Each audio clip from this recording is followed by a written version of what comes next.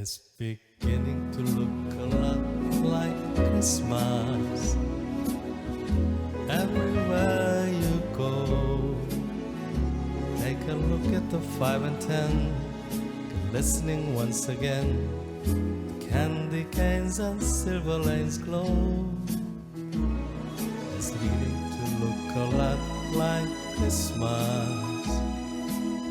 Toys in every store. But the prettiest sight to see is the holly that will be on your own front door. A pair of high-value boots and a pistol shoes is a wish of Bonnie and Ben. Dolls that'll talk and will go for a walk is the set Janice and Jen. And Mom and Dad can hardly wait for school to start again. It's beginning to look a lot like Christmas everywhere you go. There's a tree in Grand Hotel, one in the park as well. It's the steady kind that doesn't mind the snow. It's beginning to look a lot like Christmas. Soon the bell will start, and the thing that will make them ring is the carol that you sing right within your heart.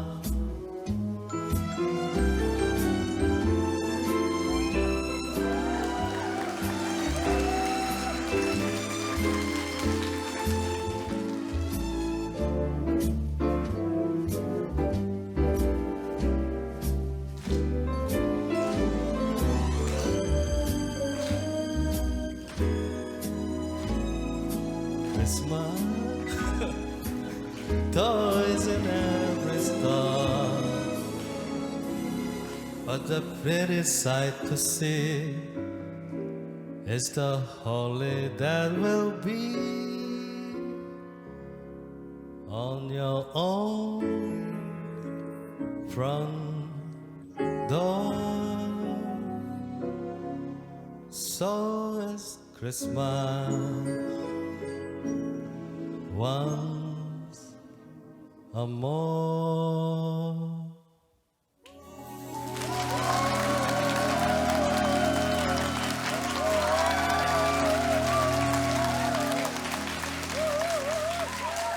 자,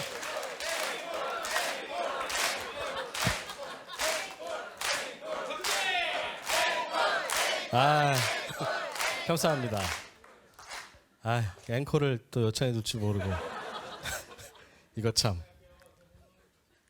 자, 그럼 한 곡 더 이번에는 한국 노래로 불러드리겠습니다. 자, 음악 주세요.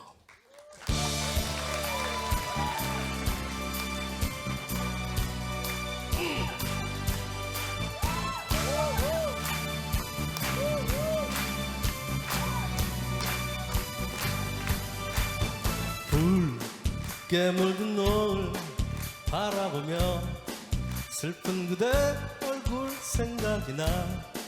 고개 숙이네 눈물을 넣어 아무 말 할 수가 없지만 난 너를 사랑하네. 이 세상은 너뿐이야. 소리쳐 부르지만 저 대답 없는 노을만 붉게 타는데 세월 속에 잊어야 할 기억들이 다시 생각나면 눈물 마저 소리 없이 그 이름 불러요. 아름다웠던 그대 모습 다시 볼 수 없는 걸 알아요. 후회 없어 저 타는 노을 붉은 노을처럼 난 너를 사랑하네. 이 세상은 너뿐이야. 소리쳐 부르지만 저 대답 없는 노을만 붉게 타는데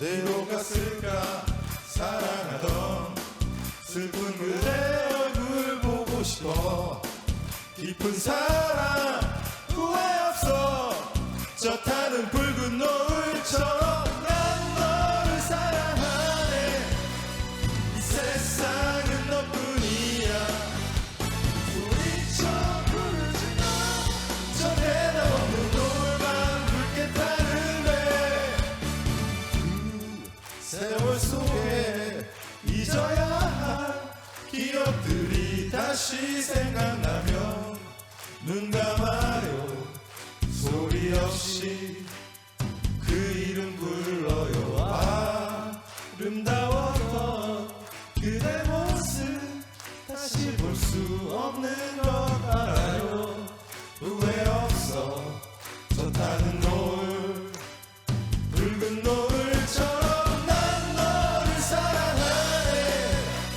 이 세상은 너뿐이야 소리쳐 부르지마 저 대답 없는 노을만 붉게 타는데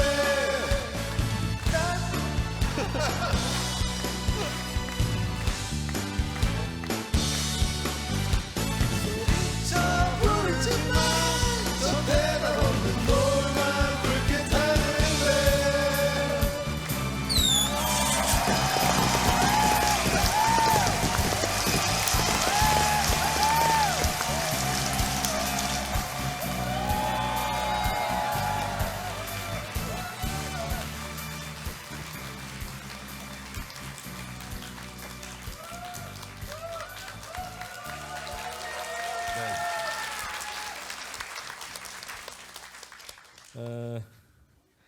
이런 무대가 펼쳐질 거라는 걸 저희도 약 한 1시간 전에 알았습니다.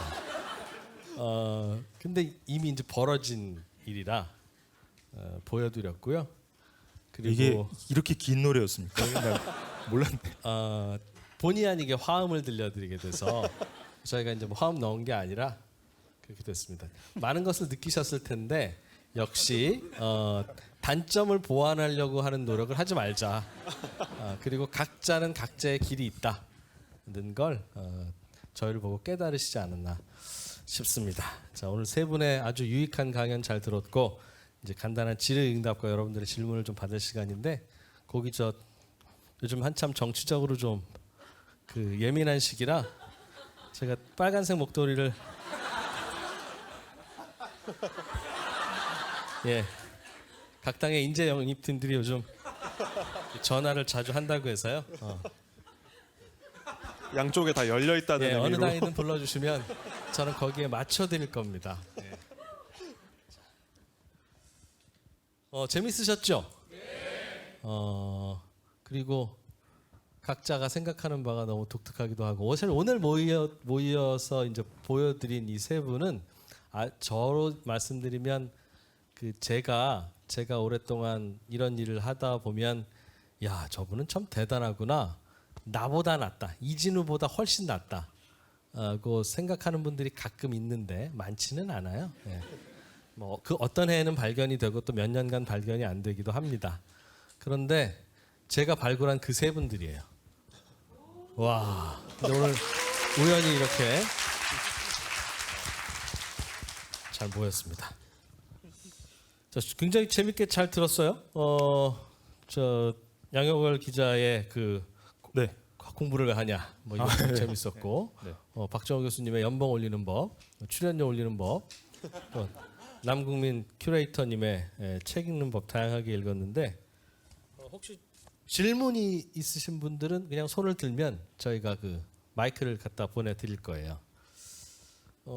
남국민 큐레이터께는 책 이야기부터 먼저 한번 여쭤보려고 하는데 책 고르는 법, 요령 다 읽으면 뭔지 알지만 읽기 전에 그렇습니다. 무슨 책인지 알아야 그거 가지고 이제 한 학기를 씨름할 거 아니겠습니까? 그렇습니다. 어떻게 골라야 돼요? 이게 일단 왜 읽는지를 정하는 게 제일 중요한 것 같아요. 이게 그냥 읽어야지 해서 읽으면 중도 탈락을 할 수밖에 없거든요. 한 학기를 시작할 거면 궁금한 게 있어야 되는데 저는 일단 그게 읽는 게 중요한 것 같고 저는 노선이 정해진 노선을 이렇게 거예요.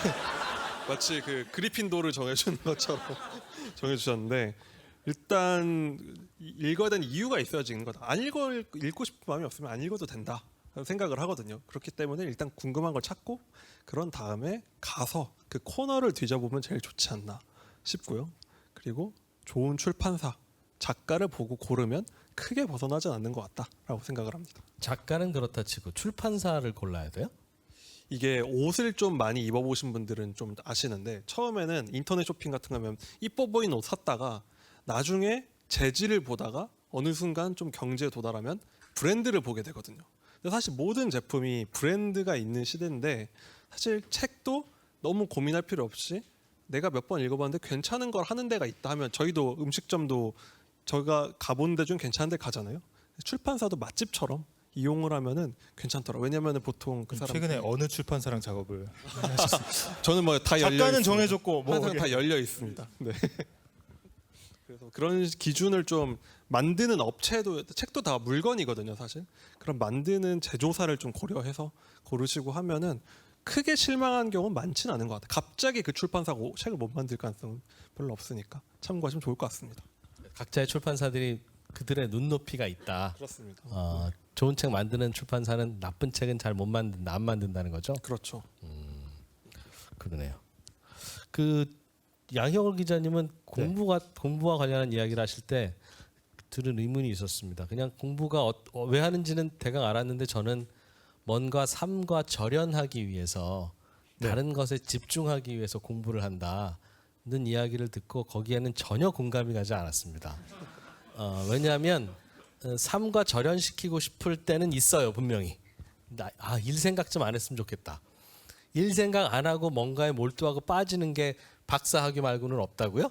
아니, 그런 건 아닌데 그게 얼마나 많은데 그런 걸 하면 되지 왜 그걸 위해서 학교를 다녀요? 아니 제가 뭐 학위는 저의 하나의 사례로 말씀을 드린 거고 저랑 같이 이제 딩딩 대학이라는 사내벤처를 한 이제 염규현 기자라고 있어요. 여기 아시는 분도 있을 텐데 로드맨 뭐 코너도 하고 근데 정말 그 이 사내벤처를 하면서 굉장히 스트레스를 많이 받은 시기가 좀 있었습니다. 뭐 지금도 물론 평가를 앞두고 있지만 그때 갑자기 체력도 많이 힘들고 이런 때 이 염기현 기자가 뭘 탁 태블릿을 이렇게 막 보고 있는 거예요. 그래서 뭘 하고 있냐 봤더니 바둑을 두고 있더라고요. 그래서 야, 너 가서 좀 졸지 말고 가서 좀 눈이라도 좀 붙여라 했더니 그 친구가 그런 얘기를 하더라고요. 뇌를 써야 잡생각이 안 난다. 오히려 힐링이 된다. 이런 얘기를 하고 사실 저한테는 그게 약간 완전히 좀 일에서 떠난 공부가 아닌가 이런 생각을 좀 해봤습니다. 일에서 떠나긴 떠나더라도 네. 머리는 치열하게 계속 써야 머리는 계속 오히려 좀 쓰고 더 있어야 된다. 청소가 잘 된다. 네네네. 약간 이런 잘난 척은 언제부터 시작하신 거예요? 사실은 근데 이게 약간 공감할 수 있는 네. 이게 주제가 저도 책을 얘기할까 했는데 공부로 정해진 순간 이거는 숙명이다. 어쩔 수 없다. 일단 욕은 먹고 가자. 이런 생각했어요. 근데 그게 절연하는 게 그 공감을 될 수도 있고 안 될 수도 있는데 요즘에 그 운동하는 것 중 헬스 중에 무게에만 집중을 해서 이렇게 드는 걸 하는 경우도 있어요. 파워리프팅이란 걸 하는 게 막 100kg짜리, 200kg짜리를 들고 나면 아무 생각이 없이 이게 삐 소리가 오는데 약간 그거 하고 나면 좀 절연이 되거든요. 세상과 절연이 되는데 지적 역기를 드는 게 아닌가. 아니 근데 어떻게 보면 이제 뭐 허리라든지 목 디스크라든지 이런 여러 또 제약이 있어요. 그래서 그런 것들이 좀 있고 기자를 제가 이제 10년 넘게 하다 보니까 약간 그런 건 있습니다. 특히 이제 송경제도 쉽게 친절하게 이제 알려드려야 되는 원고를 작성해야 되는데 뭔가 복잡한 걸 이렇게 쉽게, 그러니까 복잡한 걸 단순하고 이거 가지를 쳐내고 이런 작업은 굉장히 한쪽 방향으로를 너무 한 10년 동안 해온 거예요. 그래서 이제 기자 보도국에서 가면 맨날 보도 이거 하겠습니다라고 하면 부장이 첫 마디가 그거거든요. 야, 이거 야마가 뭔데? 이런 얘기 많이 하지 않습니까? 이게 핵심이 뭐야? 한마디로 뭐야? 한 단어로 뭐야? 이렇게 얘기를 하는데 그거를 사실 10년 가까이 그렇게 하다 보니까 이 반대 방향을 전혀 안 해봤더라고요. 그래서 오히려 안 해본 거를 해보는 그런 쾌감은 있더라. 그리고 결론은 어떻게 뻔한데 수습하시려고 그래요 지금? 아니야 이거 아니야? 이거 아니야 이거 아니야? 다시 가자 오면 다시 가.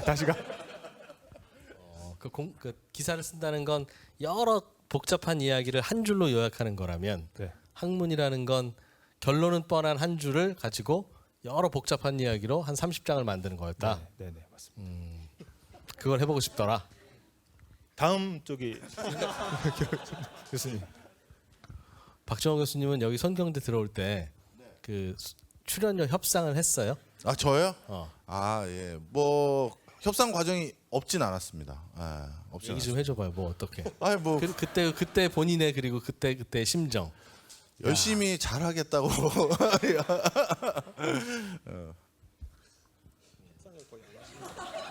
주는 대로 받았던데 그 금액이에요? 그 금액이라뇨? 야. 뭘 아세요? 저보다 많았어요. 그 오늘 그 박정호 교수님 하신 말씀 중에 그 재밌게 들었던 게 인센티브가 강력한 조직과 인센티브가 거의 없이 기본급으로 가득한 조직이 있는데 인센티브가 강력한 조직에 내가 들어가서 일을 하면 기본급 체계가 강력하고 인센티브가 별로 없는 조직에서 내가 똑같은 일을 했을 때와 비교할 때 오히려 더 월급도 많이 받고 좋더라. 이제 그렇게 말씀을 들었어요. 그래서 그 이유가 뭘까 생각해 봤더니 훌륭한 인재들은 기본급만 많이 주고 변화가 없는 쪽으로 안 가겠구나. 그래서 그 인센티브가 강한 회사로 들어가면 내 동료들이 기본적으로 더 훌륭할 가능성이 높겠구나.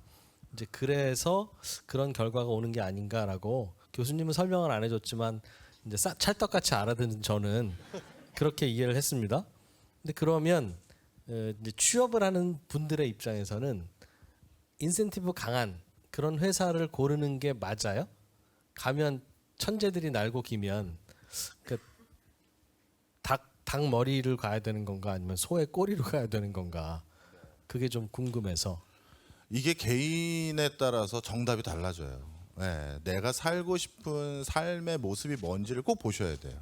예를 들어서 모두가 전력 질주를 할 수밖에 없는 팀 그런 데를 가고 거기에서 일하기로 자기가 결정을 했다면 워라밸을 거기에서 같이 기대하는 것은 과욕이죠. 네. 그러면 워라밸을 내가 원한다라고 하면 어떻게 보면 뭐 진짜 촉각을 다투던가 아니면 막 지금 이 무주공산인 어떤 시장을 어느 회사가 먼저 점령하느냐 이런 처절한 싸움에 휘말려드는 그런 부서나 그런 회사로 가지 말아야죠. 예, 어떻게 보면 어느 정도 웰메이드 돼 있고 그래서 이런 것들을 조금씩 시장의 상황에 따라서 수정 보완해가면서 관리하면서 점진적으로 나가는 그런 회사 선택했으면 워라밸이라는 삶을 기대해도 되겠죠. 그래서 본인이 원하는 삶의 모습이 있는데 그런데 그것과 부합하지 않는 회사나 조직이나 부서를 선택하고 나서 거기에 대해서 회사가 왜 이렇게 하냐라고 주장하는 것도 사실 맞지 않을 때도 있고 그리고 본인이 그게 잘못 선택한 걸 수도 있어요. 그래서 꼭 어떤 난다긴다는 사람들하고 일하는 것만 무조건 좋다. 전 그렇게 생각하지 않고요. 내가 원하는 내 가치관에 부합하는 조직, 회사를 잘 결정하는 게 제일 좋을 것 같아요. 워라밸이 중요하면 그냥 기본급 많이 주는 대로 다니고 그 욕심 버리고 치열한 경쟁을 또 즐기는 체질도 있으니까. 박 교수님은 치열한 경쟁 즐기는 체질이에요? 저는 나이대마다 조금 바뀌었던 것 같아요. 예전에 솔직히 그랬던 적도 있었고요. 지금은 저에게는 뭐 치열한 경쟁보다도 제 개인적인 시간이 더 많이 지금 필요한 상황인 것 같아요. 저는 그래서 조금은 그런 커리어에서 지금은 좀 벗어나 있다고 저는 믿고 있어요. 예. 요즘은 좀 덜해요? 놀아요 좀? 또 이상한 데로 몰고 가실 것 같은데 요즘도 열심히는 하고 있습니다. 오늘은 뭐 강의에 대한 질문도 좋지만 각자 궁금한 분들이잖아요. 그러니까 각자에 대한 질문도 자유롭게 해주시면 하겠습니다. 궁금한 게 있으시면 손을 드시는데 중간중간 그 손을 드셔야 저희가 마이크가 그쪽으로 갈 테니까 질의응답하는 과정에서도 손을 들어주시면 진행이 편해요. 예. 정말 세 분 말씀 다 재밌게 잘 들었습니다. 저한테 필요한 부분도 있어서 이 자리에 온 게 너무 잘했다는 생각이 들고요. 저는 특별히 양호걸 기자님께 여쭤보고 싶은데요. 예. 저는 제가 일과 전혀 상관없는 분야의 공부를 하는 게 취미여서 그러다 보니까 지금까지 오게 됐는데 공부를 계속 하셨다는 그 지점에서 굉장히 저는 공감하게 됐거든요. 기자님이 어떤 점이 공부하면서 즐거웠는지 전 그게 궁금합니다. 근데 그러니까 공부를 제가 이제 박사학위 이제 받기 위해서 박사 과정을 하고 있는데 사실 제가 뭐 냉철하게 지금 현재 상황을 보자면 제가 무슨 학문적으로 뭐랄까 왕성하게 논문을 쏟아내고 사실 이거는 쉽진 않겠죠. 물론 가능은 하겠지만 근데 공부를 하면서 더 재밌는 경험들을 많이 하고 가장 제가 소중하게 여겼던 거는 이제 주변에서의 자극이 굉장히 컸던 것 같더라고요. 제가 이제 수업을 듣기 위해서 이렇게 복도를 가면은 어떤 제 연배에 있는 분들은 대부분 앞문으로 들어가시고 저는 뒷문으로 들어가거든요. 그래서 이제 이런 게 굉장히 뭐 만학도로서 좀 이렇게 우리나라는 조금 약간 이거 좀 쪽팔리기도 하고 뭐 왜 이렇게 저 사람은 연식이 저런데 저기 뒷문으로 들어가나 이렇게 할 수도 있지만 교수할 나이에 내가 학생이니까. 실제로 제 친구들도 이제 교수를 하는 분들도 있고 그러면 근데 저는 가장 소중했던 건 주변으로부터의 자극. 그러니까 저보다 젊고 똑똑하고 더 에너지가 많은 애들이 저보다 더 진지하게 공부를 하고 이게 정말 더 내 커리어에 어떻게 될지를 치열하게 고민하고 이런 걸 옆에서 보면서 내 나이 때는 저렇게 열심히 살지 못했는데 지금 한 공간에 있는 상황에서 내가 좀 나태해지면 안 되겠다라는 주변 자극이라든지 그 친구들하고 얘기하면서 어떻게 보면 보도국 안에서 비슷비슷한 사람들이 기사를 가지고 논쟁하는 것보다 훨씬 시야가 넓어지거든요. 이런 고민을 하는구나. 그리고 뭔가 식당에서 잘못 교수님 이렇게 얘기 들었을 때 어떤 그런 뿌듯함 그런 거 내가 내야지 뭐 이렇게 이런 것들도 있고 아까 조금 말씀드렸던 이 한 방향 사람의 뇌라는 게 어떻게 보면 한 방향으로 계속 가거든요. 그래서 기자도 계속 단순한 거 한마디 계속 키워드 이렇게 가다가 하나하나 쌓아가지고 전체 그림을 보는 공부를 하는 것 자체가 이 공부가 어떤 분야고 어떤 나한테 무슨 연봉을 얼만큼 가져다 줄 것인지를 생각한다기보다 그 자체로 되게 좀 좋은 활력이 되더라. 예.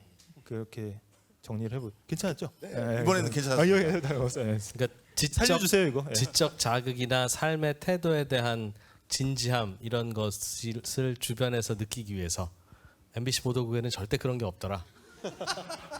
저희는 사실은 지금 문화가 좀 바뀌었습니다만은 뭐 약간 이제 맨정신에 있는 시간하고 이제 취해 있는 시간하고 비슷해요. 예, 일하고 나서 이제 회식도 많이 하고.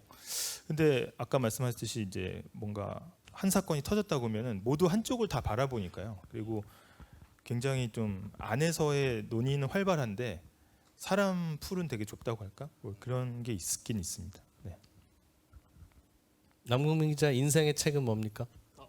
갑자기 제가 인생의 책은 뭐 다 여러 가지가 있지만 기억이 나는 게 잡초에 대한 책을 읽었던 게 있거든요.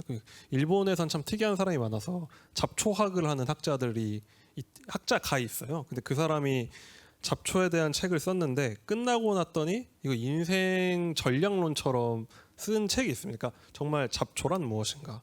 잡초는 이렇다. 근데 걔네들이 살아남는 방법을 챕터별로 알려주는데 잡초가 살아남는 법. 네, 잡초들이 살아남는 비결을 하나하나 설명을 해주는데 그냥 살아남은 놈들이 다 잡초인 거 아니에요? 그렇기도 한데요.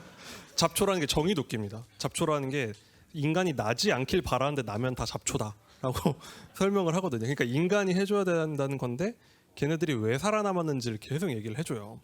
근데 그 책을 읽고 나면서 야 재밌는 얘기이자 도움도 됐다. 그래서 그런 거 발굴하고 나면 약간 그 세상에 없었던 얘기를 찾은 느낌이라서 재밌습니다.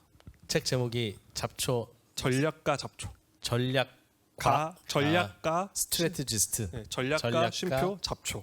네, 굉장히 재밌게 읽었습니다. 네. 이런 책 내는 출판사는 갑자기 이제 이번 주에 막 200권 나가고 그러면 이유를 몰라요. 갑자기 왜 그러지? 누가 무슨 짓을 한 거야? 마비되는 경우가 간혹 그 교보 순위에 올랐는데 책이 없다더라. 뭐 그런 경우도 있긴 합니다. 네. 네, 안녕. 매번 녹소리로만 듣다가 이렇게 실물로 뵈서 되게 좋은 강연 감사한데, 저도 양호결 교수님에게 여쭤보고 싶은데, 교수님? 저는 이제 대학교를 졸업하고 현재 대학원을 이제 생명공학 분야로 진학을 예정하고 있는데, 계속 공부를 하다 보니까 계속 자연스럽게 공부를 하게 돼서 이게 공부가 업이 된 기분이 요즘 들어요. 근데 그럼 기자님께서는 네, 스트레스를 이게 업이 되는 순간 스트레스가 당연히 되더라고요. 그래서 어떻게 좀 더 즐기면서 할 수 있을지에 대한 질문과, 그리고 추가적으로 지금 뭐 이제 결국에는 돌아가게 된다. 그래서 문사철이 중요해질 거라라고 아까 말씀하셨던 것 같은데, 그럼 공학 분야에서는 어떻게 문사철을 좀 더 소양을 기를 수 있을지에 대한 질문을 드리고 싶었습니다. 첫 번째는 이제 이 업이 되는 순간에 스트레스를 어떻게 해결하느냐. 근데 사실 저는 정확하게 거기에 맞는 사례는 아닌 것 같아요. 근데 일단 제가 연구실에서 같이 공부하는 학생들 같은 경우에는 그 친구들은 사실 저를 안 좋은 시선으로 보기도 합니다. 저 양반은 기자고 직장도 있는데 무슨 이 너무 진지하지 않게 이 학문을 대하는 거 아닌가라는 시선으로 보기도 해요. 근데 그럴 수밖에 없는 게 그 친구들은 앞으로 자기가 이 커리어의 모든 걸 쏟아내서 자기의 미래를 만들어야 되기 때문에 거기에서 오는 치열한 스트레스를 제가 감히 뭐 이렇게 해소한다라고 얘기하기는 어렵습니다. 근데 주변에서 볼 때 그 친구들이 이걸 돌파해 나가는 방법을 보니까 결국은 굉장히 이제 먼 미래 같지만 오히려 멀리 보지 않더라고요. 그러니까 내가 이번 학기의 목표, 그다음에 다음 학기의 목표. 그러니까 너무 멀리 보면 너무 막막해진 느낌이 드는 것 같아요. 그래서 이번 학기의 목표 이걸 달성하고 스텝 바이 스텝으로 이렇게 해서 겨우 이겨내더라고요. 그래서 사실 경제학이라는 게 제가 학교 다닐 때는 통계학과 제 1년 선배를 앉혀놓고 제가 이렇게 얘기했습니다. 형, 통계학해서 큰일 나 지금. 뭐 먹고 살 거야. 경제학 들어. 이랬거든요, 사실. 근데 지금은 완전히 바뀌었습니다. 근데 그 불확실함을 뚫고 나간 사람들 보니까 너무 멀리 보진 않더라. 자기가 할 수 있는 범위 내에서 최대한 명확한 목표를 가지고 그걸 하나하나 정복해가는 약간 퀘스트처럼 그렇게 해서 하다 보니까 그 사람이 돌아봤을 때 그 분야에서는 자기가 굉장히 앞서 나가 있더라고요. 그래서 제가 지금 머릿속에 떠올리고 있는 친구는 논문에 집중을 하다 보니까 결국은 지금 IMF 가서 지금 일을 하고 있어요. 그러니까 그런 것들이 뭔가 내가 IMF를 가야지. 근데 3년을 더 해야 되네. 이런 거보다는 좀 작은 목표를 계속 세우는 게 좋을 것 같다.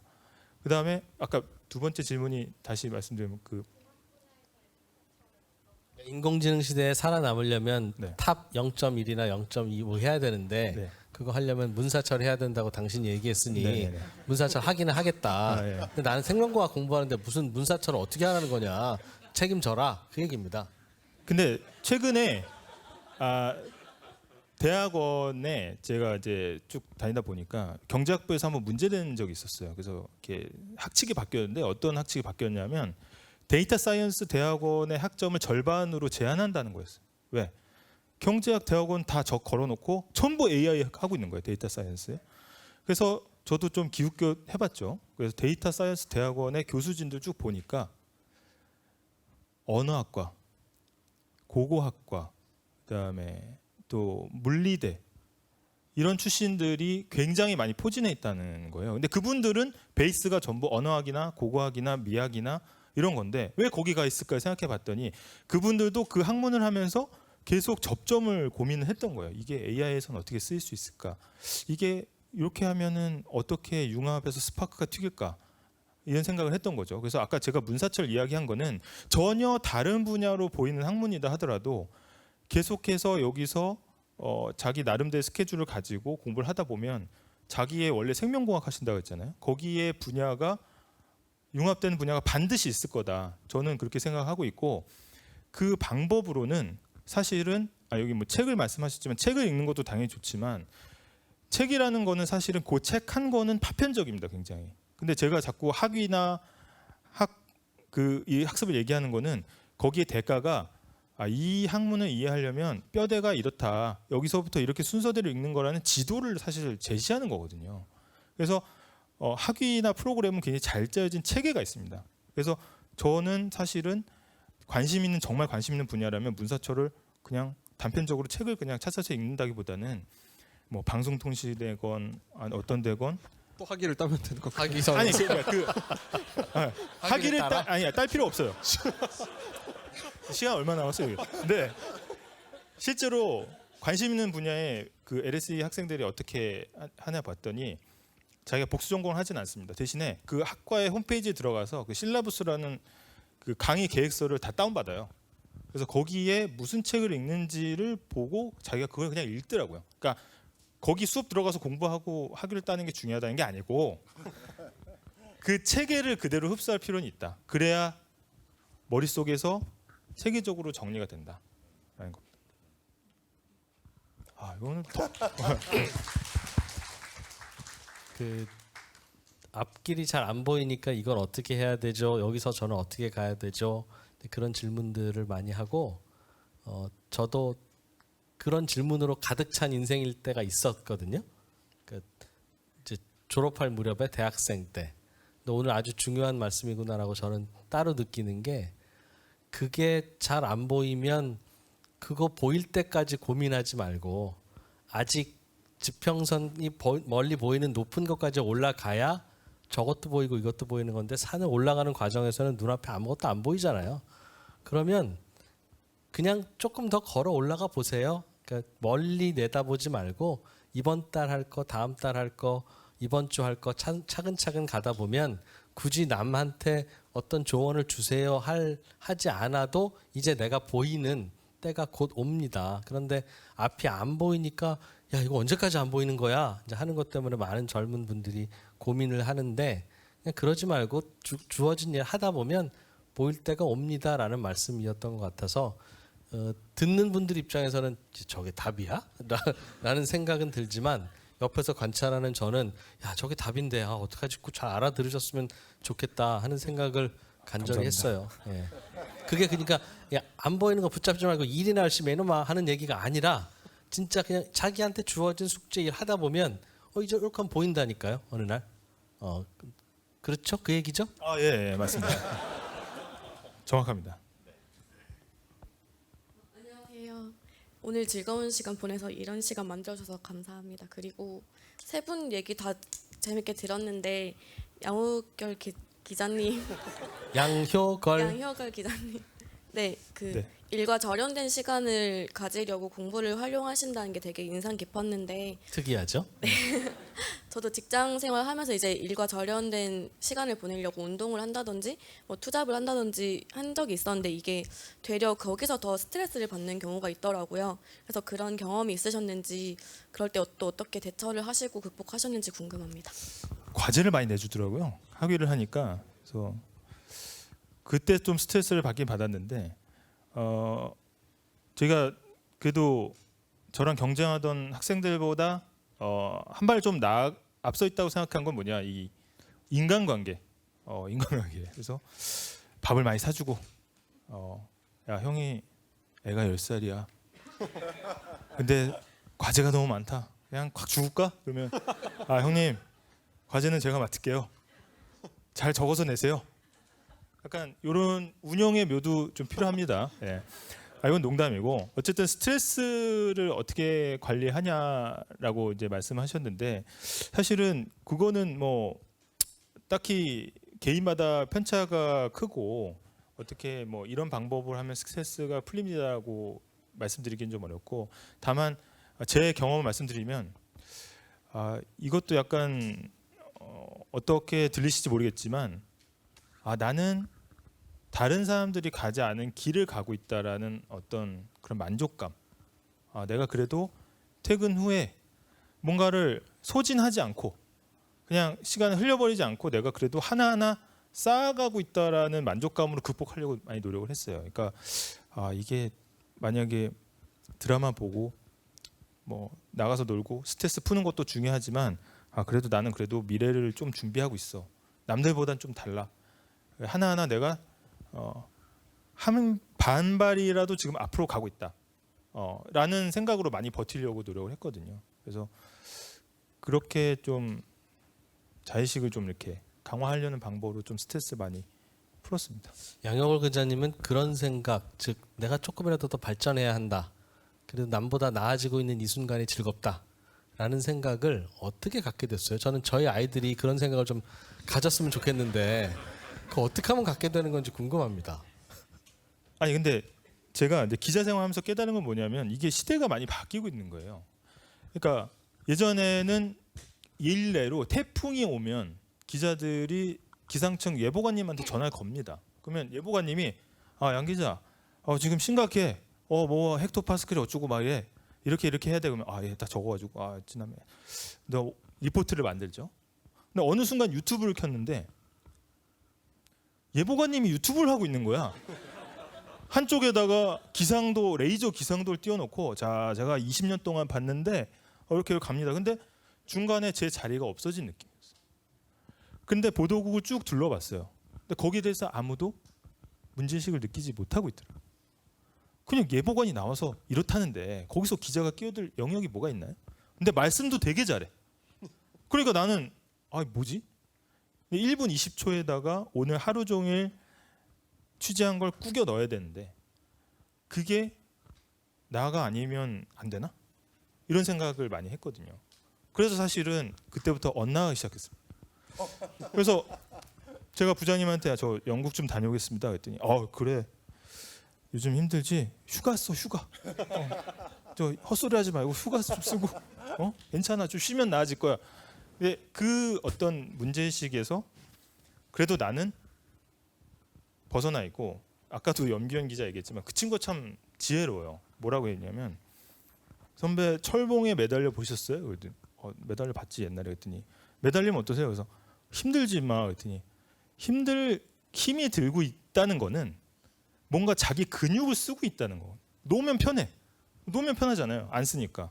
근데 뭔가 내가 지금 힘들고 뭐 퇴근해 진짜 유난 떨고 있네라는 생각이 드는 것 자체가 일단 매달려 있는 거예요. 내가 안 쓰는 근육을 쓰고 있다. 그러면 그래도 고민 없이 일상을 하는 것보다는 그래도 내가 조금 값지게 살고 있는 거 아니냐. 학위 성애자라서 그런 게 아니고 그런 식으로 생각하려고 많이 노력했습니다.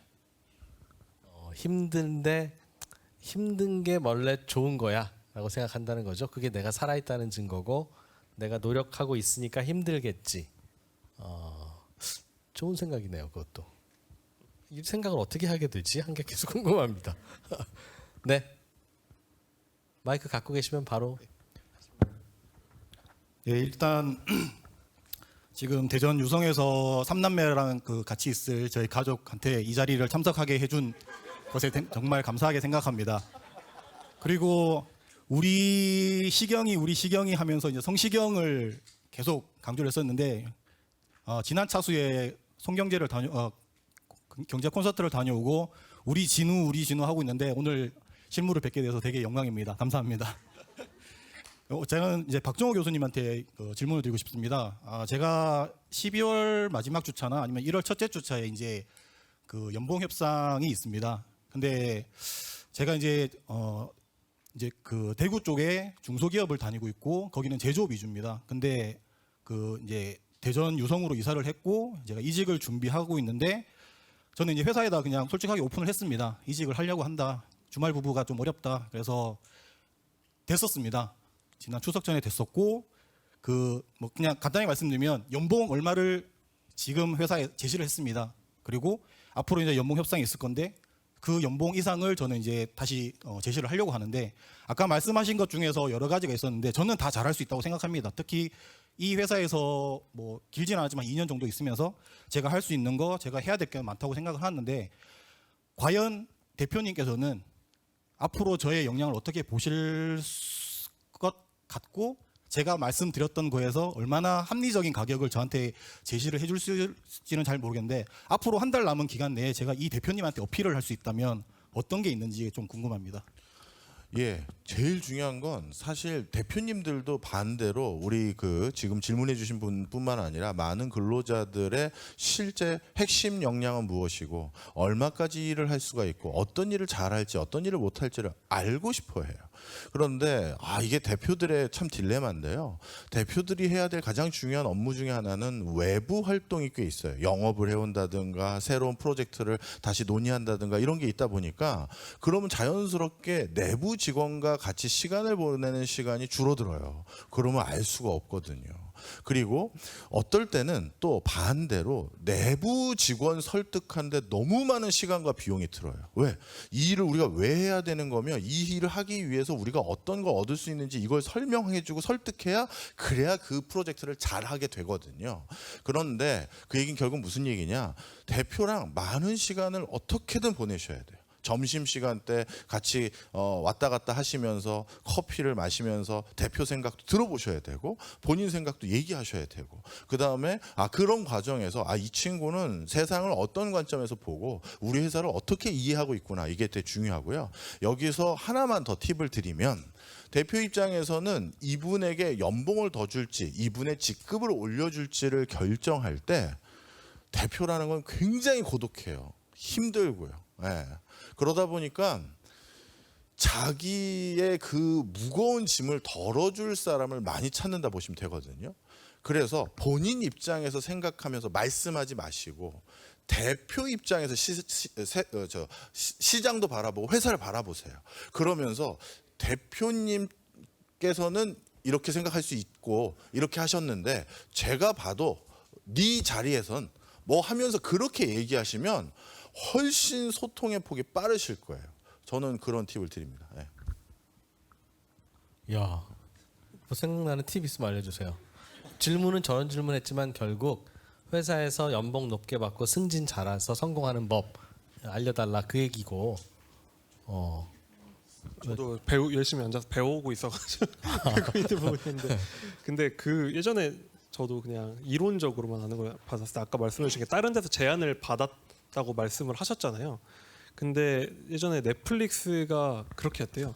오퍼를 받아오면 무조건 그만큼을 주는 식으로 시장가를 책정을 해줬다고 하더라고요. 그럼 저쪽이랑 짜고 오퍼 하나 보내줘 그럴 것 같은데.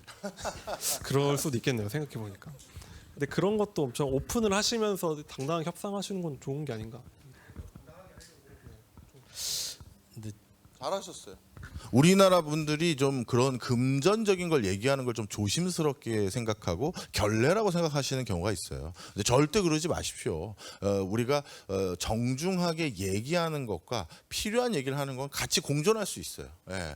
뭐 대표님 이쯤이면 제가 제 연봉도 얘기를 드려야 될 때가 된 것 같아서 말씀드려볼까 하는데 오늘 괜찮으신지요? 이렇게 얘기하면서 저는 사실 제가 이 정도는 받아야 된다고 생각합니다. 왜냐하면요 하면서 자연스러운 미소와 함께 얘기하는 것과 갑자기 머리에 붉은 띠를 두르고 가가지고 대표님 잠깐 나와 보십시오 하면서 하는 거는 이건 다른 거거든요. 예.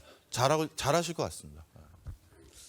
저는 직원도 해봤고 이제 그 대표 비슷한 것도 해봤어요. 이제 요령을 좀 말씀드리면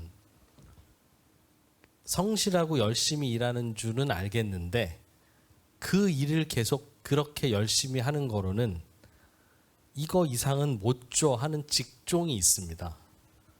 예를 들면 호텔에 가면 안녕하세요 하고 문 열어주는 그분은 얼마나 하루 종일 열심히 일할 수도 있고 뭐 깔끔하게 하기도 하고 온화한 미소로 할 수도 있고 하는데 그럼에도 불구하고 연봉을 이렇게 2배로 올려주거나 할 수는 없어요. 그래서 혹시 내가 연봉을 올리고 싶다면 야, 내가 이렇게 열심히 일하는데 좀 더 줘요 하는 것보다는 그러니까 물어봐야 돼요. 그 대표님한테 대표님도 그러시지만 저의 목적도 회사에서 열심히 일해서 연봉을 많이 올리고 그 연봉값 이상으로 일하는 게 저의 목표입니다. 그런데 어떻게 하면 제가 그 목표를 이룰 수 있을지 저에게 좀 조언을 주십시오. 라고 하면 지금 하고 있는 일을 좀 더 이렇게 열심히 해보세요. 라고 할 수도 있고 그런 거라면 이 일을 하면서도 이 일을 좀 준비해 보세요. 할 수도 있을 거라고요. 그런데 대체로는 제가 쭉 보면 저 친구는 한 4,500만 원은 줘야 되는데 한 4천만 원만 주고 있구나 하는 그런 케이스들도 있기는 있으나 그걸 4,500만 원으로 맞추어 봐야 그때부터는 본인이 피곤해지기 시작하는 거죠. 저 친구의 몸값은 4,500만 원인데 4,500만 원 다 받고 있네 하니까 그다음부터는 또 힘들어지는 거예요. 그래서 연봉을 자꾸 올리는 방법은 내가 열심히 일하는 것보다 연봉이 적을 때 자꾸 푸시하는 것도 뭐 요령일 수는 있으나 똑같이 푸시하고 대화를 하고 질문을 한다면 그 질문의 방향이 저는 제가 이 정도 받아야 된다고 생각하는데 대표님은 어떻게 생각하십니까? 라는 것보다는 저는 연봉을 좀 많이 받고 싶고 회사에도 더 기여하고 싶은데 혹시 제가 더 열심히 하면 좋거나 아니면 앞으로도 성장하려면 뭘 좀 더 하면 좋겠습니까? 라는 질문을 자꾸 여러 번 하시는 게 좋아요. 처음엔 그런 질문 받으면 이 친구가 무슨 생각으로 나한테 이런 걸 묻지라는 생각 때문에 아유 잘하고 있어. 뭐 잘하는데 뭘 열심히 하면 되지 뭐 하고 농반진반으로 대처 넘어갑니다. 근데 그 질문을 눈 똑바로 뜨고 또 한 번 하고 또 한 번 하고 하면 진짜구나. 그러면서 이제 자 그럼 당신의 커리어를 한번 나랑 논의해 봅시다. 우리 회사에서는 고연봉을 주는 일은 이런 일을 하면 우리 회사의 기여도가 그 고연봉인데 당신도 이 영역 안에 있다면 이걸 열심히 하면 되는 것이고 다른 영역에 있으면 많이 주고 싶어도 줄 수 없어요. 그러니 그럼 이 영역으로 옮기려면 어떤 능력을 가져야 되고 어떤 걸 해야 되는지를 차근차근 알려줄 거라고요. 그리고 연봉 협상 무렵에 가서 긴장하고 이러지 말고 평소에도 내가 요즘 하고 있는 일에 대해서 혹시 좀 피드백을 좀 주시거나 뭘 좀 잘 하고 있는지 저는 요즘 이런 일을 신경 써서 하고 있고 여기에는 제가 생각해도 조금 신경을 덜 쓴다고 생각하는데 대표님 생각은 어떠신지 꼭 대표 아니더라도 자기 매니저한테 평소에 피드백을 좀 달라고 하면요 진짜 피드백을 주는데 야 이 얘기를 진작 해주지 왜 내가 꼭 피드백을 달라고 해야 주지? 라고 깜짝 놀랄 거예요. 그런데 이제 윗사람이 되어 보면 저 피드백을 주고 싶은데 저 말 하면 또 얘 삐지는 거 아닌가부터 시작해서 온갖 걱정이 다 들고 그리고 그럴 시간이 없어요. 그래서 특히 뭔가 성과가 떨어지는 직원일수록 피드백이 안 가게 됩니다. 근데 그러면 큰일이거든요. 그러니까 그런 분들이든 아닌 분들이든 자꾸 좀 물어봐야 되는 것 같다. 제가 어릴 때 그랬다는 게 아니라 월급 주는 입장이 되어 보니까 이게 싫은 소리 하는 것도 쉬운 게 아니구나. 그러니 나 지금 싫은 소리 들을 준비가 되어 있고 난 들어서 뭐 좀 개선하고 싶으니 진짜 얘기 좀 해주세요라고 하면 그 자체가 너무 고맙고 또 진짜 이야기를 해주게 되고 심지어는 내가 조언까지 했는데 이 사람 연봉을 안 올려주면 안 되잖아. 그렇잖아요. 그러니 그 굉장히 좋은 요령이고 지나고 나니까 세상 편한 거구나. 사회생활이 별게 아니구나. 내 윗사람한테 나 잘하고 있는지 자꾸 물어보고 조언해달라고 요청하는 거가 그냥 그게 처음이자 끝이구나 라는 걸 저는 뒤늦게 깨닫고 제가 이제 다시 30살 무렵으로 돌아가면 그렇게 할 텐데 너무 늦게 깨달았죠. 그죠? 근데 그렇게 하시면 정말 효과가 있을 겁니다. 그냥 저 200만 원 더 받아야 되는데 이번에 꼭 올려주세요. 안 그러면 떠납니다. 하는 것보다는 안 돼. 예. 안녕하십니까. 남국민 큐레이터님께 질문 드려도 될까요? 네. 무거운 거 하나, 가벼운 거 하나 여쭤보겠습니다. 가벼운 거 먼저. 첫 책 오독기 즐거움 추천사 이진우 기자님께 받으셨는데 두 분이 추천사를 받게 된 계기가 하나 듣고 싶고요. 또 하나는 누워 있는 책과 서 있는 책을 고르는 거에 대해서 기자님 하시는 방송 중에 손경제 플러스에서 키워드 하시잖아요. 살다 보니까 모르는 게 약일 때가 있고 아는 게 힘일 때가 있더라고요. 키워드를 추록해 나가는 그 본인의 고견을 좀 듣고 싶습니다. 일단 첫 번째 추천사는요. 제가 원래 첫 출판을 하면서 추천사를 부탁을 주변에 잘 할 생각을 안 하고 있었어요. 원래는 부탁을 드리는 게 부탁하는 순간 추천을 안 해주기는 쉽지 않고 해서 좀 그리고 추천사가 많은 책에 대해서 저도 별로 그렇게 뭐 딱히 큰 의미를 두지 않아가지고 뭐 첫 책이니까 한번 제 걸로 한번 내보고 한번 보자라는 생각을 했었지만 그래도 생각해 보니 저보다 책을 돈을 많이 쓴 게 저희 출판사에서도 많이 쓰고 해서 그래도 한번 부탁을 드리고 싶은 마음이 드니까 한번 부탁을 드려야 되겠다 해서 부탁을 드렸고 그래서 선배 뭐 솔직하게 생각대로 전혀 부담 갖지 말고 써주세요 해서 이제 써주셨고요. 그래서 추천사는 정말 그래서 뭐 그런 마음으로 정말 괜찮아 써달라는 마음으로 부탁을 드렸고, 그 키워드 경제에서 이제 키워드를 고르는 걸 물어보신 것 같은데, 지금 키워드 경제를 쭉 저도 대립해 보다 보면은 제가 봐도 종자불수 관계만 막 출근, 이직했다가 갑자기 뭐 빌딩 했다가 저번 주엔 고량주를 주제로 했었는데요. 사실 거의 그 주제를 먼저 정하고 나중에 내용을 생각을 합니다. 그냥 요즘에 테니스로 하시죠 작가님 하고 그 주 주말에 그냥 생각을 하고 그때 내용을 쓰는데, 또 일부러 그렇게 하는 이유가요. 이거를 해야지 하고 주제를 잡으면 좀 정석적으로 콘텐츠가 되더라고요. 테니스를 자꾸 각 잡고 하면 요즘에 나온 기사, 트렌드의 중심 될 수밖에 없는데, 그냥 먼저 떠올리고 그 기자 시험 중에 장문이라고 있거든요. 주제 하나 주고 마음껏 쓰라고 하는데, 약간 키워드 경제는 좀 그렇게 하고 있습니다. 주제를 먼저 정해놓고 생각나는 대로 꾸겨 넣어서 세상에 없었던 제품을 만드는 느낌으로 최대한 하고 있습니다. 그래서 주제는 그냥 내 눈앞에 보이는 뭐 햄버거, 뭐 고량주도 하고, 그냥 이직, 퇴직, 퇴사 이런 것도 하고, 이렇게 좀 무작위적으로 최대한 하고 있습니다. 네. 남궁민 큐레이터의 장점은 어떤 주제에 대해서 이야기할 때 항상 사람들의 예상과 기대와 다른 방향으로 쓰고 이야기를 해요. 그게 굉장히 좋은 장점이라고 생각하고 본인도 거기에 가치를 두는 것 같습니다. 그래서 근데 지금까지는 어떠한 주제에 대해서 사람들의 예상에 맞게 내지는 예상대로 설명하고 이야기하는 것도 꽤 중요한 가치가 있는 거였는데, 요즘 나오는 인공지능들이 쏟아내는 결과물들을 보니까요, 웬만한 보통 사람은 진짜 아예 필요가 없더군요. 그러니까 어떤 특정한 주제에 대해서 자기가 다른 이야기를 할 수 있다는 거가 이제는 꼭 필요한 기능이 될 것 같다. 그래서 무슨 발표를 하든 무슨 이야기를 하든 처음엔 이 주제에 대해서 보통 사람들이 발표를 하거나 이야기를 하면 어떤 얘기를 하겠지라고 아웃라인을 먼저 그려놓고, 이렇게는 하지 말아야지가 항상 샘플에 있어야 다른 구도와 이야기가 되는 것 같다 하는 생각도 들고. 그 이제 방금 말씀하신 그런 인공지능 문제에서도 연결이 이어지는데, 쉽게 말해서 요즘에 이런 콘텐츠 만들고 교양을 한다는 쪽은 아까 말씀하신 기상 예보관이 직접 브리핑을 하듯이 요즘은 서울대 교수님들도 자기 유튜브 파가지고 전 국민들에게 직접 얘기를 하고, 심지어 뭐 세계 뭐 뉴스에 나오는 외국 석학들도 요즘 국내에서 인터뷰한 유튜브를 보고 하잖아요. 그래서 정말 다른 얘기하는 거 아니면은 경쟁이 안 된다고 생각을 해요. 특히 그리고 요즘에는 성경제에서 다룬 교양 같은 콘텐츠들이 유튜브 경제, 뭐 유튜브 방송, 라디오 셀 수 없이 많아서 참 거기서 1등이 되는 건 제가 봤을 때 정말 어려워진 시대가 된 것 같고, 인공지능이 더 잘할 수 있다. 그냥 인공지능은 가장 많은 데이터를 돌려서 가장 정합적인 데이터를 뽑아내잖아요. 그렇기 때문에 갈수록 좀 약간 변칙적인 생각을 많이 하는 게 경쟁력을 유지할 수 있지 않을까 생각을 합니다.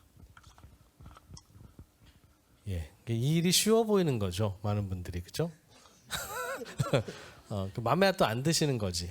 이진우제 하는 거 보니까 맘에도 안 차고 뭐. 근데 뭐 저런 애가 인기라니 내가 하면 뭐 세상 뒤집어지겠구나 하는 생각들을 점점 많은 분들이 하시는 것 같아서 재밌습니다. 네, 마이크 갖고 계신 분 말씀해 주세요. 박정호 교수님께 좀 질문 드리고 싶은데, 박 교수님, 그 경제 콘서트 오실 정도 분들이면 송경제 애청자 분들이실 것 같고, 저도 이제 회사 생활하고 뭐 아기도 키우고 하면서 사실 경제 분야에 관심은 많지만 경제 공부를 챙겨 하는 게 정말 어려운데요. 또 지금 또 직장 생활도 하셨었고 또 교수 역할도 하고 계시니까 그 뭐 학생분들이나 어쨌든 직장 생활 하시고 하는 저희들이 좀 너희들 경제 공부는 좀 이렇게 해라, 이렇게 뭐 좀 조언이나 경험담 있으시면 좀 듣고 싶습니다. 경제 공부 어떻게 해라? 와, 각자 한 마디씩 다 해주세요. 저는 경제 공부는 목걸이 만드는 거랑 진짜 똑같다고 생각합니다. 제가 송경제 플러스 처음 진행 제의를 받았을 때, 그리고 제가 사실 뭐 우리 진우 형님은 농담 삼아 말씀 주셨지만 송경제 키즈 출신으로서 어렸을 때 그 송경제 들으면서 취업 준비했던 사람으로서 조건이 뭐든 어떤 상황이든 무조건 하겠다. 이렇게 말을 했거든요.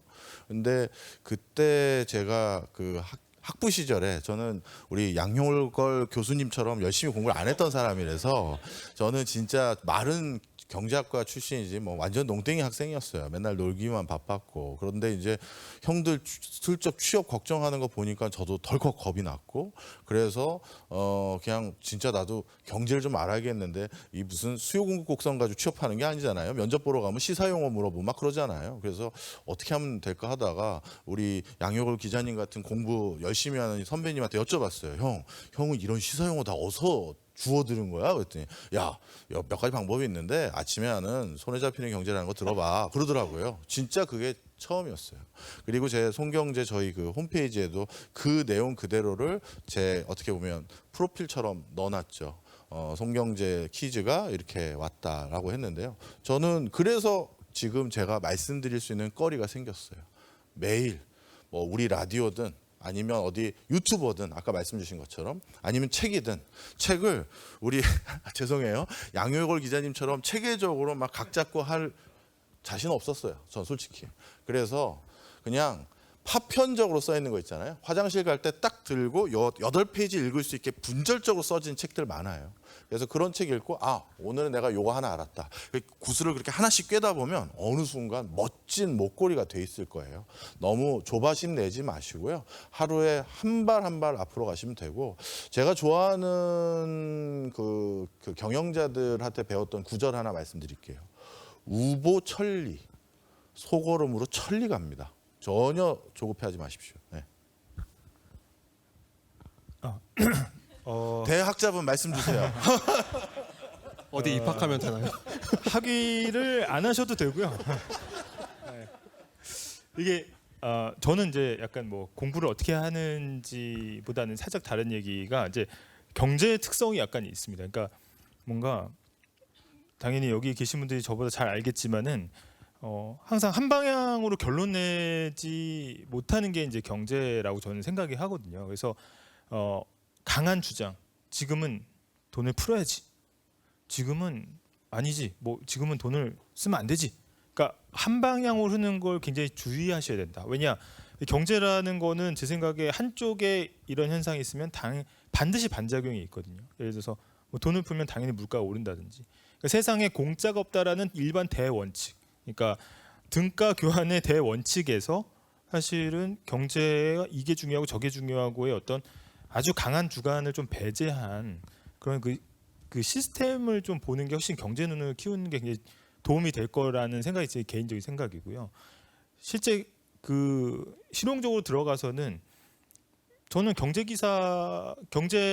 뭐 제가 기자 출신이라서 그런 건 아니지만 기자들이 오류도 많고 뭐 잘못 쓸 때도 있지만 그 기사를 하나 쓸 때 굉장한 많은 공력을 들어가고 그 기자들이 뭐 그 업계에서 굉장히 많은 사람들과 대화한 결과물이거든요. 그래서 같은 주제에 두세 개의 기사를 비교해 보는 게 안목을 키우는데 굉장히 도움이 되더라고요. 저도 실제 보면은 기자가 가면은 조간 체크라고 해서 모든 일간지의 자기 분야의 기사를 다 처음에 읽거든요. 그러면 사실은 경향성도 보이지만 이 사안을 여기 이렇게 보고 저렇게 보고 하는 과정에서 얻는 인사이트가 굉장히 많아서 저는 만약에 너무 강한 주관을 담은 매체를 잠시 물러놓으시고 한 주제에 대해서 여러 개의 레퍼런스를 비교해가면서 보면 굉장히 좀 거기에서 보이지 않았던 것들이 이렇게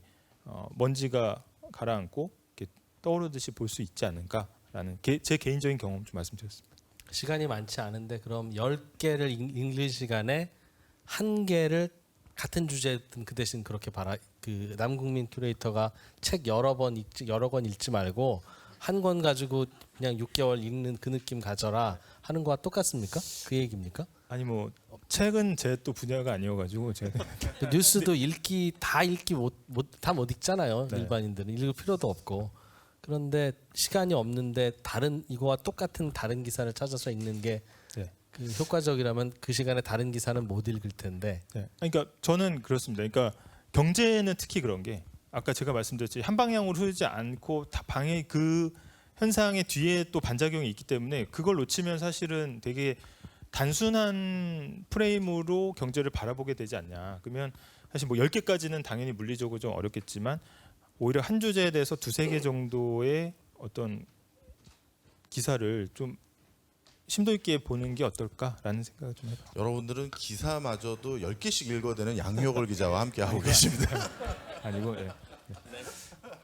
저는 이제 좀 목표가 다른 것 같아요. 이제 정말 이걸 공부하고 배우는 관점도 있지만 제가 느끼기에는 많은 분들이 경제 어떻게 배워요 이 글자 안에는 뭔지 그러니까 일단 너무 마치 영어를 처음 들었을 때처럼 낯선다는 느낌이 있어서 감을 잡고 싶은데 영어는 입문서가 있지만 경제는 그런 게 많은 것 같지만 뭔지 몰라서 어렵다고 생각을 하는데 딱 생각을 한 게 저보다 더 사회생활 오래 한 분들이 공통적으로 부동산에 대해서는 굉장히 지적 수준이 평균적으로 높으시다는 걸 느끼는 게 왜 그런가 하면은 집이라는 건 사회생활한 이후에 모두가 항상 관심을 갖고 전문가는 아니더라도 이 집이란 게 무엇인가에 대해서 계속 뉴스를 귀담아서 듣는 걸 수십 년을 이어오다 보니까 한 건데 경제도 좀 일일 드라마처럼 듣게 되는 것 같아요. 그러니까 깊이 들어가는 것도 중요하긴 한데 경제라는 게 사실 흐름이 계속 끊기지 않고 이어지는 드라마 같거든요. 그러니까 계속 이야기가 오르락내리락 하기도 하고 저희도 한동안 부채 얘기 막 하루다가 갑자기 그 얘기 사라져 있고 물가 얘기로 갑자기 이야기가 넘어와 있고 한데 모르고 뚝뚝 끊겨놓으면 이거 뭐야 갑자기 왜 물가 얘기하다가 요즘은 금리 얘기를만 하지 이렇게 되거든요. 그래서 저는 만약에 좀 용도가 다르지만 좀 많은 거 병행하면서 언어의 감을 익히는 것처럼 정보의 양을 줄이되 그걸 꾸준히 매일 5분은 무조건 하겠다는 걸 하나를 정해서 끊기지 않고 저는 길게 가는 게 저는 그 목표가 그렇다면 흐름을 잃지 않아야 되는 것 같아요. 그러니까 PF 얘기라는 게 벌써 좀 지나간 얘기가 돼버렸는데 어쨌든 그거 그때 들었어. 근데 그거 어떻게 됐더라? 또 나오면 놓치지 않거든요. 그래서 저는 마치 부동산에 대해서 누구나 집이 있든 없든 관심을 갖고서는 뉴스를 그래도 흘끗흘끗 보듯이 경제도 좀 성경제면 제일 좋겠지만 아침에 20분씩을 나는 그냥 매일 들을 거야. 뭐 그런 식으로 습관화를 해서 가져가서 흐름을 놓치지 않는 게 좋지 않을까? 저는 그렇게 생각합니다. 네. 진우 형님도 이게 이제 마지막 질문으로 이거 듣고 끝날 건데 중간에 잠깐 손 드신 분이 계셔서 혹시 어떤 질문이신지 잠깐 말씀 주실 수 있어요? 아까 손 드신 분? 네. 아쉬워하시는 것 같아서 그냥 말씀해 주세요. 별 질문 아닌 것 같다면 그냥 내려셔도 돼요. 예. 공식적으로 또 받기는 어려울 것 같아서. 예. 네.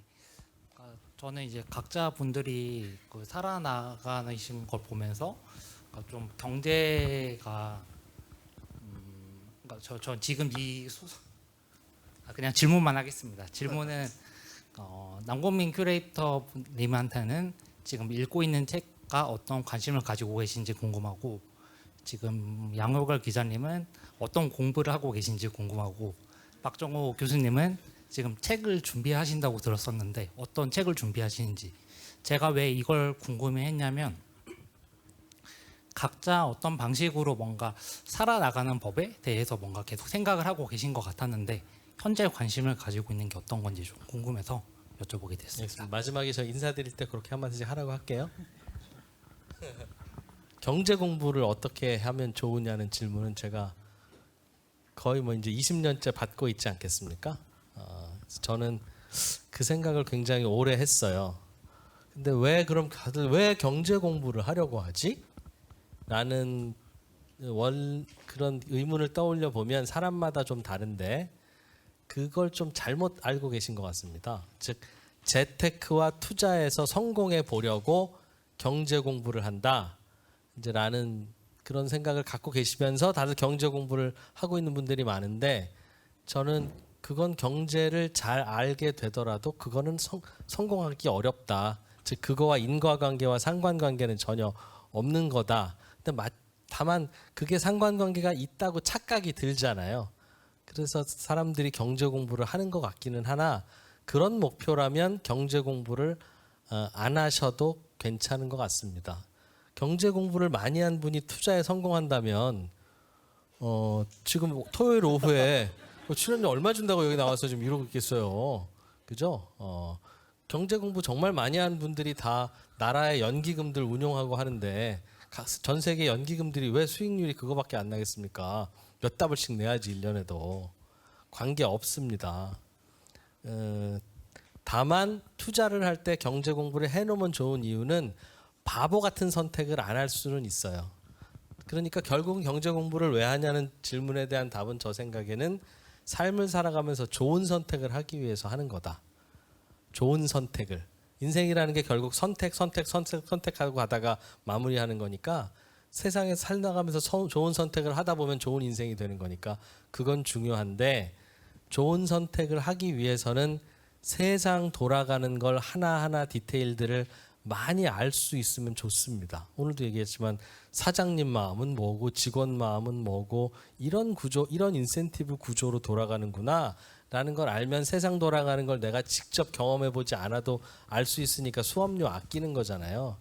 그래서 경제 공부를 하는 게 맞아요. 그런데 그러기 위해서 지난달에 소비자 물가 상승률과 생산자 뭐 무슨 지수와 뭐 미국의 기준금리를 우리가 왜 알아야 되냐? 거기에 대해서는 저는 개인적으로는 우리 사회가 과잉 소비하고 있다. 그걸 우리 인생에서 그런 게 좀 있죠. 뭐냐면 대표적인 게 인맥을 쌓기 위해서 쓸데없는 시간과 노력을 많이 들이고 있습니다. 우리 사회는 마치 인맥을 쌓기 위해서 친하게 지내고 술도 자주 먹고 연락도 자주 하고 괜히 안부 전화하고 그렇게 해서 인맥이 많아지면 마치 성공하는 줄 알고 쓸데없는 에너지를 많이 소모하고 있어요. 나중에 되면 깨닫는데 젊을 때는 못 깨달으니까. 그런 게 하나 있고 저는 개인적으로는 영양제, 건기식, 건강기능식품도 나쁜 것까지는 아니지만 쓸데없이 많이 그걸 소비하고 있다. 그 이유는 나는 성공하고 싶은데 자신이 없는 거예요. 그러니까 인맥으로라도 해보려고 인맥 찾아 다니고 있는 거고 나는 건강이 걱정인데 운동하거나 그렇게 치열하게 하기는 어렵고 힘드니까 그냥 건기식을 먹으면 어떻게 좀 해볼 수 있을까 싶어서 먹으니까 다들 이게 시장이 커지는 거고 경제도 마찬가지예요. 돈도 좀 벌고 싶고 뭘 좀 하고 싶은데 뭘 해야 될지는 모르겠는데 경제 공부하면 될 것 같으니까 쓸데없이 거기에 많이 몰려 있고 그 쓸데없는 에너지 덕분에 손에 잡히는 경제는 무럭무럭 성장을 하고 있습니다. 감사합니다. 그러나 본질은 좀 그런 것 같다. 그래서 저는 경제 공부를 하는 거 중요한데 그 중에서 뭘 해야 되는가는 제가 콘텐츠를 만들고 이어가면 갈수록 느끼는 게 그냥 뉴스가 다루고 있는 지표들, 사건들 이런 거 알 게 아니라 주변의 경제 주체들, 중소기업이건 대기업이건 자영업자들이건 내 친구건 그들이 살아가는 방식, 먹고 사는 방식, 저들은 어떤 포인트에서 부가가치를 만들어서 돈을 버는지 성공하는 저 가게와 성공하지 않는 이 가게는 어떤 포인트에서 차별화되어 있는지 기업들끼리는 어떤 강점이 있어서 이 회사는 이름도 없는데 어떻게 100년씩 유지되는 게 뭔지 그런 걸 이해하고 알아내면서 교훈도 얻고 뭐 다음 선택할 때 내가 판단을 해야 되겠구나라는 걸 하는 게 경제인데 그거는 박사님들도 안 해주고 뉴스에서도 안 해주고 안 해줘요. 그러니까 우리는 어찌 보면 필요한 지식이나 이런 것들을 잘 못 흡수하고 있는 건데 그래서 그게 어떤 방향인지 이제 설명을 해드렸으니까 아셨을 테니 그런 쪽의 정보들을 잘 찾고 이야기해보고 거기 위해서는 친구나 선후배나 각자 종사하는 그게 다르니까 자주 대화를 해보는 건 좋은 건데 예를 들면 설렁탕집을 하셔서 10년째 하시는 선배가 있으면 맛있어요? 잘 돼요? 뭐 손님 많아요? 뭐 그럴 게 아니라 그래서 설렁탕집은 비즈니스의 핵심이 뭐라고 생각하십니까? 예를 들면 직원들을 어떻게 인센티브를 주고 관리하고 계세요?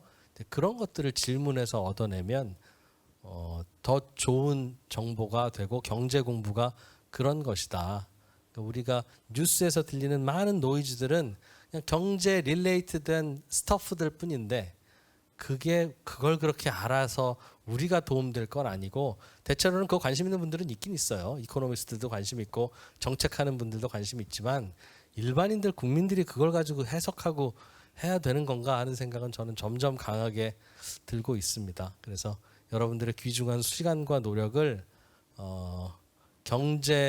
쓸데없는 경제 지식에 쏟지 마시고 그냥 필요한 건 손경제가 대충 다 정리해 드릴 테니까 시간적 여력이 없으시면 그냥 아침 것만 들으시면 되고 조금 시간이 남으면 이제 플러스 내가 좀 말을 안 해서 그렇지 아침 손경제가 오리지널이었는데요. 박정호 교수님이 언젠가부터 저희를 오전 손경제라고 부릅니다. 본인은 진짜 손경제고. 야, 어쨌든 여유가 좀 있으시면 진짜 손경제까지 들으시면 되고요. 그건 정말이에요. 여러 가지 노이즈가 있기도 있는데 제가 제 양심으로 제가 판단해 보면 상대적으로 우리나라에서 상대적으로 적은 시간에 투입을 해서 그나마 정리를 하고 시간을 아낄 수 있는 프로그램이 1등, 2등 그렇습니다. 고맙습니다. 그렇습니다. 예. 그러니까 당분간은 그렇게 하세요. 그래서 저도 뭘 좀 알려드리려고 노력하는 게 아니라 쓸데없는 거 빼고 뭐 이 정도로 한번 생각해보고 가볍게 하면 되겠네 하는 쪽으로 아이템도 고르고 있어요. 그러니까 그렇게 하시고 나머지는 공정물 그렇게 하시면 되겠다. 그 인맥 관리에 신경 너무 많이 쓰지 말아도 되듯이 건기식 너무 안 먹어도 되듯이 경제 공부도 자칫하면 의미 없는 노이즈에 대한 과잉 포커스가 되더라고요. 제 의견은 그렇습니다. 자, 시간이 있으면 제가 노래를 하나 더 하면 좋은데 네, 그런 시간도 없고 그래서 오늘 여기서 마무리할게요. 저희는 따뜻한 연말 이렇게 좀 보내시라고 저희가 준비한 것들입니다. 세 분 오늘 강연해 주신 분들도 감사드리고 여기에 나와주신 모든 분들도 감사드리겠습니다. 여기서 마무리하겠습니다. 고맙습니다.